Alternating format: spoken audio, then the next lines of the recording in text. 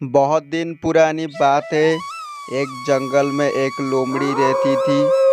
वो इतनी चालाक थी कि अपने शिकार और भोजन के लिए पहले तो वो जानवर के साथ दोस्ती करती थी और फिर मौका पाते ही उन्हें मारकर खा जाती।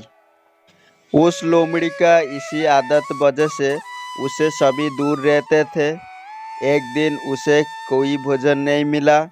वो दूर तक शिकार की तलाश में निकल पड़ी। उसकी नज़र एक तंदुरुस्त मुर्गी पर पड़ी। वो मुर्गा पेड़ पर चढ़ा हुआ था। मुर्गा को देखकर लोमड़ी ने सोचने लगा, कितना सुंदर तंदुरुस्त मुर्गा है। मेरे हाथ लग जाए तो कितना स्वादिष्ट भोजन हो जाएगा। और लोमड़ी का लालच बढ़ता रहा। वो रोज उस मुर्गा को देखती थी और मुर्गा का इंतजार करता था, लेकिन वो मुर्गा पेड़ पर चढ़ा रहता था और लोमड़ी के हाथ नहीं आता। लोमड़ी सोचने लगी, ये मुर्गा ऐसे हाथ नहीं आएगा, कुछ करना होगा। इसलिए वो एक छल और चालाकी करने लगी। वो मुर्गे के पास गई और कहा, प्यारे मुर्गे भाई, क्या तुमको एक बात पता चली? एक खुशखबरी मिली है सबको जंगल में। मुर्गे ने पूछा, खुशखबरी? कैसी खुशखबरी?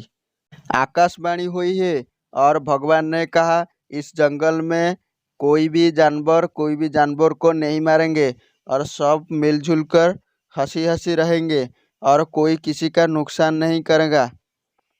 एक दूसरे की सहायता करेंगे। कोई किसी पर हमला नहीं करेगा। मुर्गा बहुत ही होशियार था। वो समझ गया कि ये लोमड़ी झूठ बोल रहा है। इसलिए मुर्गा ने उस बात पर ध्यान नहीं दिया और कहा, अच्छी बात है, पर मैं इसमें क्या कर सकता हूँ? फिर लोमड़ी ने बोली, भाई, इस बात पर नीचे तो आओ। आने के बाद इसी बात पर गले लगाकर बधाई देंगे और साथ में खुशियाँ बांटेंगे।